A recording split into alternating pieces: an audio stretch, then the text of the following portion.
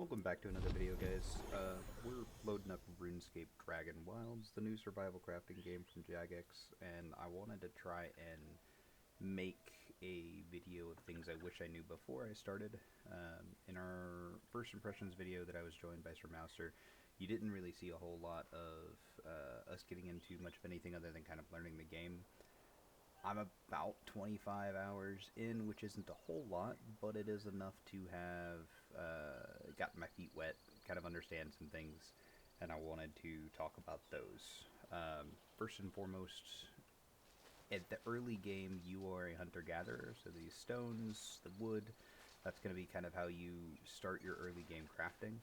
But more importantly, things that the tutorial kind of picks up on is these red berries are great for food, but they don't really tell you that you can actually cook these. If you have 2 of them, you can take them to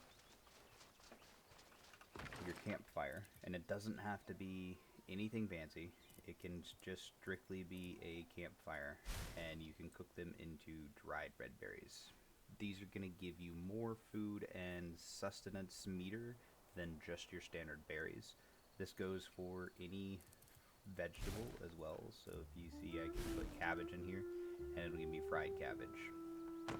On the note of vegetables, as you're running around in your adventures, you will see, let's see if I can find some. I know I just picked a whole bunch, so I might not have some around where I've actually built my little house. But if we travel out a little ways, you can already spot some here. Cabbages. And then potatoes are another one that you'll find quite often.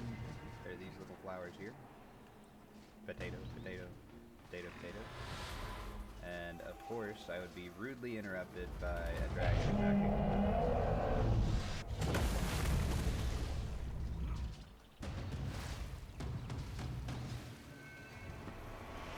So, dragon attacks do randomly happen. There's not really a way that I know of right now to stop this. I typically kind of just run away, let him do his thing. I'll keep an eye on things over there.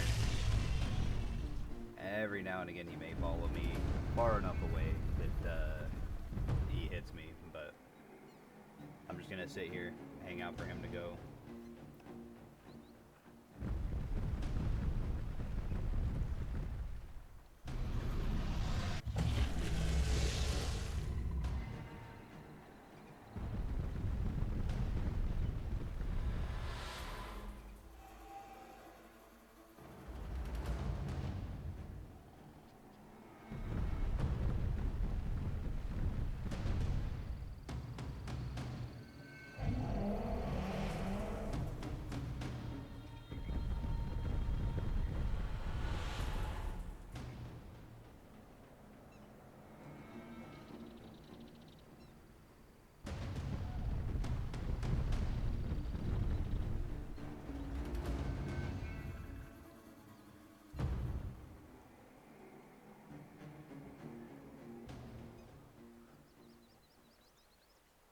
Okay, you can always tell when he's leaving because the music, of course, will die down. So, potatoes and cabbages, as I was saying, are 2 things that you're going to want to pick as many as you possibly can. Because once you get a stack of 20, because they do stack at 20 each, you can actually take these and, well, you don't have to have 20. You really only need 2. It's a 2-to-1 ratio when you're crafting and cooking with vegetables and meat.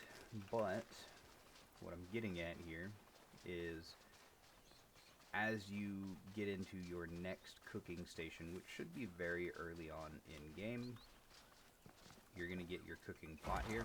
This has to be outside, but if you take 2 meat and 2 veggies, it's a 2-to-1 ratio. You can put an input here and input there, and it will make you meat stew, which actually I have some meat stew right here. And this actually gives you far more satiation support or hunger meter fill. For those that don't like saying satiate, I think it's an interesting word, sometimes a tongue twister too. But they give you far more satiation filled. So if we look down here, I'm at 82 sustenance, and if I were to eat, it should pop me to 100 immediately. So it gives you roughly a third to a quarter of your, or a quarter to a third of your sustenance meter for your meat stew. Of course, the tutorial kind of tells you how to make clean water. It tells you how to collect dirty water, and it tells you that dirty water is good at a pinch. I disagree. Cooking water is so easy. All you do is grab it from any water source, put it on any campfire, any cooking station, and it will make you your clean water. And clean water, again, it's a 2-to-1 ratio, so you always need 2 to make 1. But it's super simple, super easy to make, and there are people getting 99 cooking just off of water. I think they said you need something like 5 million clean water to make it, so 10 million regular water. But you can see that we've stocked up quite a lot on water, and this isn't even including the stuff that my wife has also been stocking up on. But those are some things about food that I wish I knew going into it beforehand. Now, on the note of other things, such as combat and the random dragon attack we just had, I don't know if you noticed, but while I was running this way, away from the dragon attack, I don't like my building settlement area getting littered with poison. But if you happen to step in poison and you're near water, and I'll see if I can break that clip and then kind of post it as picture-in-picture, you notice that just above your meters here, there is a poison meter. Now the poison meter typically will go down on its own, but if you step in water, it seems to go away a little bit faster. So if you're near water and you happen to get poisoned, just jump yourself into a stream and kind of do your little hop jump through the water, so that way you can still get away from it. But that's a good, useful thing to have, so that way you're not dying of poison all the time, because it seems to be a problem. There's also some weird hitbox stuff that with the dragon where his poison goes through roofs right now. I'm sure that's something that they're working on and fixing.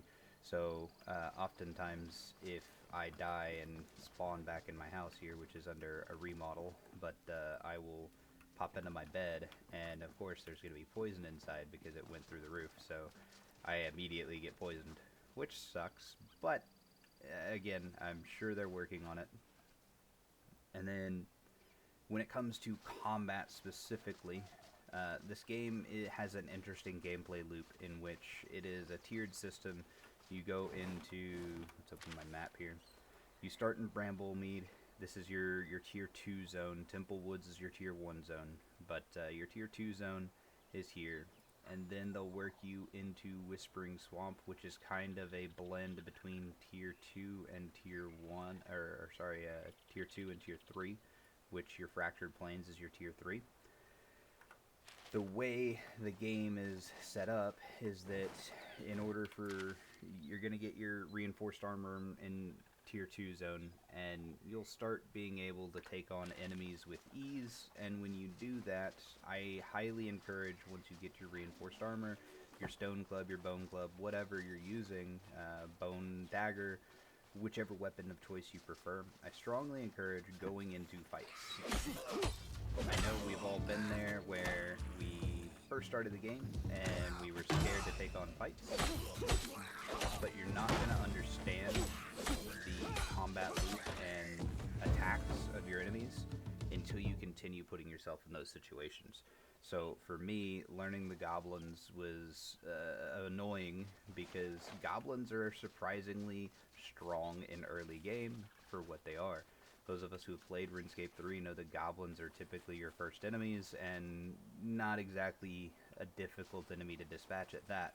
However, RuneScape Wildlands, or Dragon Wilds, is very different in that goblins can pose a threat, and sometimes they will hunt you in packs, at which time they can become very cumbersome. When the horde boss or the horde mob spawns, they can also take out your buildings, so you'll have to rebuild your buildings and stuff if you don't dispatch them. But this is all the more reason to challenge yourself and put yourself in those fights to understand their combat loop, what their attacks are, the cue that they give you when they're about to do an attack that you can then parry with your shield. So that way, A, you're getting a little bit of a stamina boost as your attack level goes up, and B, you're also putting them in a stunned state in which you can then do more damage. On that topic as well, I'm going to go use this rat as an example. A lot of times people are not using their special attack. For mouse and keyboard, that is your left click button, or sorry, not your left click, your third click button, so your middle click button. Use this, especially in combos. It helps dispatch enemies faster, and it helps you gain more confidence in your ability to take on fights. So, as you can see here, if I use my middle click, it hits that archer and does a much greater amount of damage than if I were to just be normal hitting him. 31 damage versus 45 damage. If you pair this into combo attacks, you're going to find yourself taking out enemies faster. But learning and understanding every enemy and their combat loop slash their what do you call it, their cue or the action that they give indicating that they're about to attack, in which you can time a parry, is very important. It's even more so important once we step into our tier 3 zone in the Fractured Plains. Fractured Plains you're going to need to go to accumulate 10 and copper ore so that you can get the bronze armor that I'm wearing right now. This bronze armor, bronze plate legs, bronze plate body, bronze helmet, bronze sword, bronze shield, bronze logging axe and pickaxe. All of this was crafted by having to go to the Fractured Plains. Now, the Fractured Plains enemies are difficult, especially when you only have tier 2 reinforced armor and a bone club, bone dagger, whatever your current tier 2 weaponry is. That is all the more reason to understand the combat loop. But early on, I would even suggest something that I did was not necessarily being passive, but being sneaky to go around and find copper and tin ore. I'm going to use tonight to go ahead and sleep through the night. And when I wake up, I'm going to drink some water. I'm going to eat some food. As you can see, 46 to 76, like I said, about a quarter to a third. And then I'm going to drink some water. Same thing. Clean water is going to give us about a quarter to a third. Alright. Now, being sneaky to get yourself some copper and tin ore is kind of going to have to be what you rely on when you have tier 2 armor and weapons. And what I mean by tier 2 is your power level on this melee armor bronze helmet says power armor or power level 3. This number right here indicates the tier zone in which your gear is capable of achieving and being able to dispatch enemies. Now, I'm going to clear out my inventory real quick because I do want to show you guys some things that also help in that accumulation of copper and tin. Something, again, that I wish I would have known and I wish I would have done a lot sooner, but I did not. So we're going to put our wood and planks away. We're going to come over here to our storage shed, which is being repurposed. Again, all of my little town here, my wife and I are kind of under construction with a lot of this. So I'm quickly going to put this stuff away so that we can show you guys some of the stuff that I'm talking about.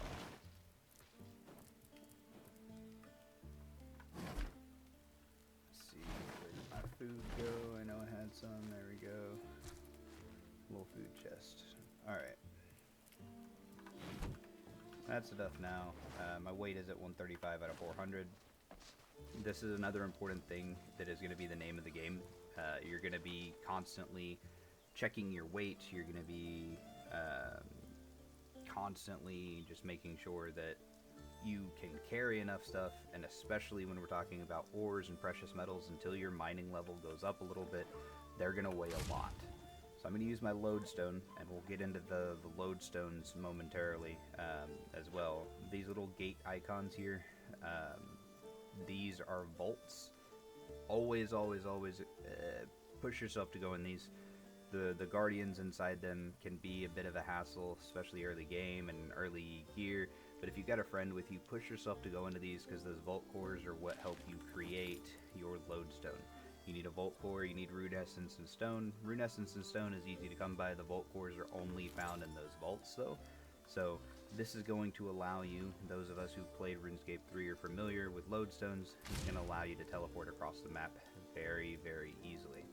So I'm going to go ahead and use my 9 law runes it cost me to teleport up here. This is another lodestone I have in the in the fractured plains. So I'm doing this to help illustrate. This is a 10 ore node. I specifically chose this because if you can see, I put these little map markers here to tell me that there are ore nodes in this area. Now, what I wish I knew is, instead of popping out my pickaxe and just swinging away and going to town, because you can see that I'm getting encroached on by wolves over there, if they see me and they start attacking me, I'm going to have to be in for a fight.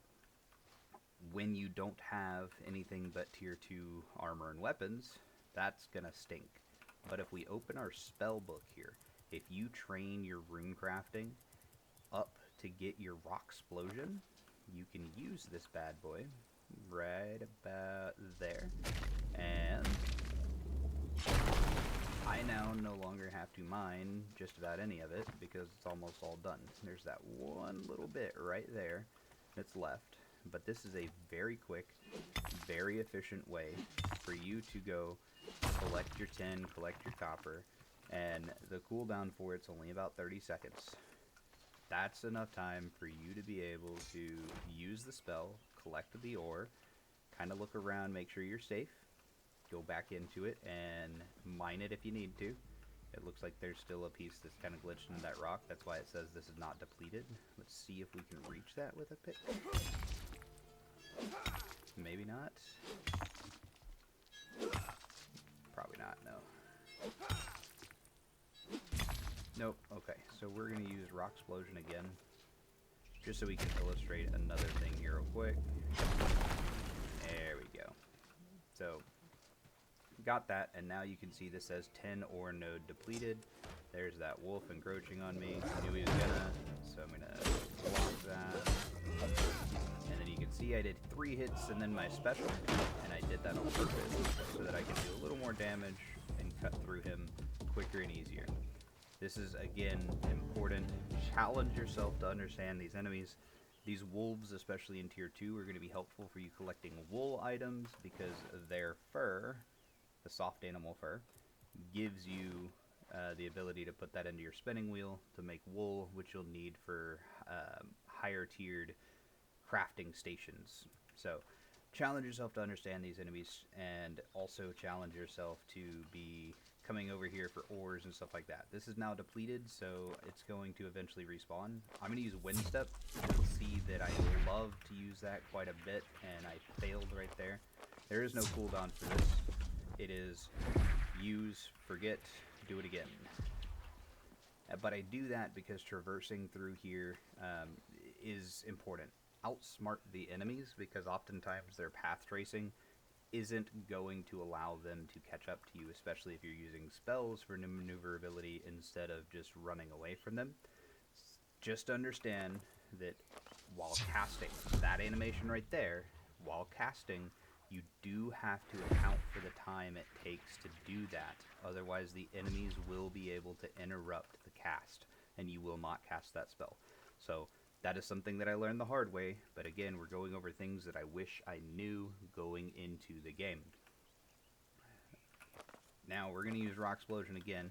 You can see there's a ton of copper all over this, so this is going to be a fun one. I'm definitely going to have to do 2 of these to knock all of them off, but once again, it knocks a good majority of them off. You can see I get a huge lump sum of XP because it does still count as mining.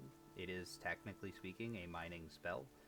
And then if I wanted to, while the cooldown's going on, I can come over here and I can just start chugging away at breaking this down so that way I have them for my inventory. Grab those. Those opals are nice to have as well. This is now depleted, so I know there's absolutely nothing else I can get from it. I'm going to cast Wind Step again, and I'm going to come right up here. That looks like it could be an opal.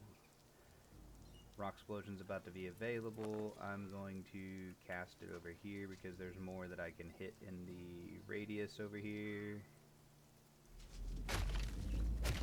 Hopefully it'll get that third one. It did.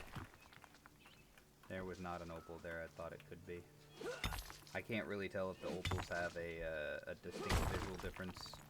RuneScape 3, the gemstones were always just random that you find while mining. Mining is, of course, different in RuneScape Dragon Wilds, but still similar.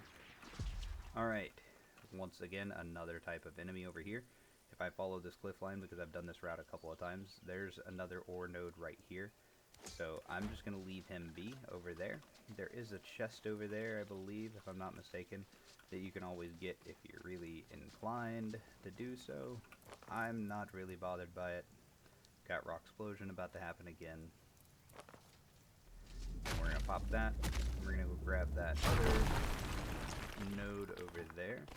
Pop out my pickaxe. As we can see, we just got more opal. That actually picked up on the rune essence here too, which is kind of funny. Dragon, of course, wants to try and rudely interrupt again.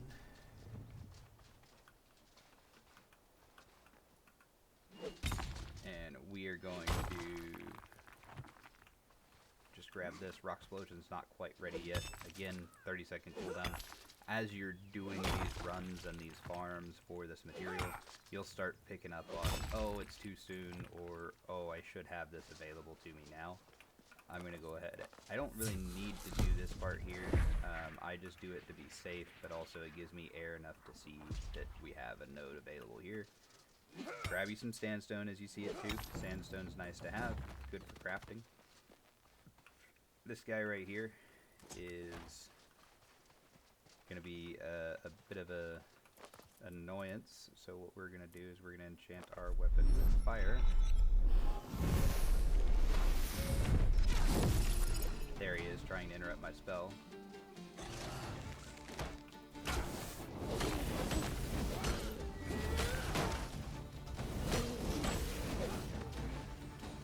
So, I did take damage there, and I did not fully parry at the right timing. But you saw him as he shot his arrow. He hit me with the arrow, and then he kind of leaned in for a little backhand slap at me. That's because I was close enough to him that he knew not to use his arrows. But this is, again, learning their cues when they're about to do different attacks so that you can understand timing of parries. Obviously, I did not do a good job illustrating the parry itself, but what I did show you guys is these enchant weapons. These are nice. These help give you an extra edge in battle, and for higher tiered enemies, when you're up against a challenge, this is huge. Any edge that you can get in helping yourself survive is going to be 100% needed and good. In my case, I don't necessarily need it because I've already accumulated 10 and copper to get myself bronze armor, but this is just for illustration purposes as if we did not have this, and this was our first time trying for it. So always, always, always rely on your spells. They give them to you for survival purposes, and they're very powerful and very useful. So I'm going to grab this, what's left of this 10. I'm going to head back to my lodestone so we can head back to the settlement, and I want to show you guys how to achieve this, or the crafting of bronze bars, rather. You're going to need both a kiln and a furnace to do so. Let's check. I've got 18 copper, 25 tin. We're in battle. Who are we in battle with? What is happening?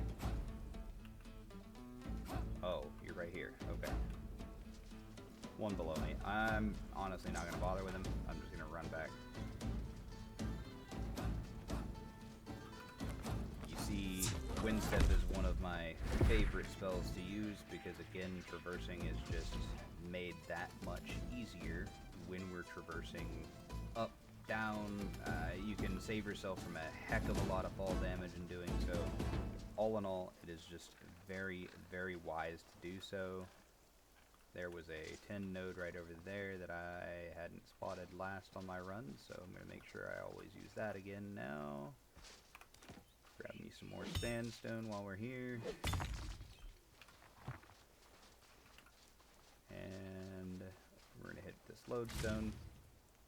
And then we're going to, you can see that this will cost me 21 law runes to do so. Making sure that you craft plenty of law runes is going to be very beneficial in your lodestone travels and your RuneScape Wildlands travels. To do so, of course, you just need your rune altar. You're going to go to law rune and you can just go ahead and craft. I just crafted 190 of them all at once. But we're going to go over here to my blacksmith station. This is one of my newest creations for the town. I was super happy with the way it turned out. I've got my tanning hides and stuff like that right here. I've got our anvil, our kiln, and our furnace here with a crafting table there in case we need it for repairs. He does live, of course, in his shop, so he's got his cooking range and table. Got a weapon rack for some displays here, and then his upstairs where he goes to sleep. It's not a claimed bed yet, of course, it's just there for looks right now, but we're going to go and grab ourselves some wood because our sawmill is back here. We're going to grab some plain old logs here because we'll need those. We'll go into the kiln, and this is where we're going to craft fuel for our furnace. So you can see if we put ash logs in here, which is your basic logs that you get from just any tree, we're going to get ourselves some charcoal, which I do have one piece in my inventory right now, but I'm going to go ahead and hit start there, so that way it starts making it. Now we're going to look inside our furnace here. I'm going to put our fuel source, which is charcoal, here. Now our inputs and outputs are going to be tin and copper. So our input is going to be tin and copper. It's a 3-to-1 ratio, so you can see that it would make me 12 bronze bars. I'm going to wait till I have some fuel, and then we'll get that knocked in there. But that is how we make bronze. I'm going to go into a part 2 episode of other things that I wish I knew as I was starting out and developing into the higher tiered areas. But this was more of a, hey, basic loop of grinding in this first tier, so that way people don't feel like they're stagnated or not growing as much as they could. Always, always, always collect cabbages and potatoes. Always, always, always kill as many enemies as you can to get meat so that you can make yourself meat stew. Again, it's a 2-to-1 ratio, 2 meat, 2 veggies of any kind, and it will create you meat stew. Always cook yourself some water. Always push yourself to fight everything, understand the combat loop, and get that taken care of. Once you have done so, start pushing to the fractured peaks. Use those tips that I showed you. Use your magic. Use your knowledge of learning the attacks of the goblins and just implement that into the higher tiered enemies. In our next episode, we'll go into a little bit more of the crafting side of things, but for now, I just kind of wanted to post this video, and I hope it helps you guys. I hope you guys are enjoying RuneScape Dragon Wilds, and we will see you in the next episode.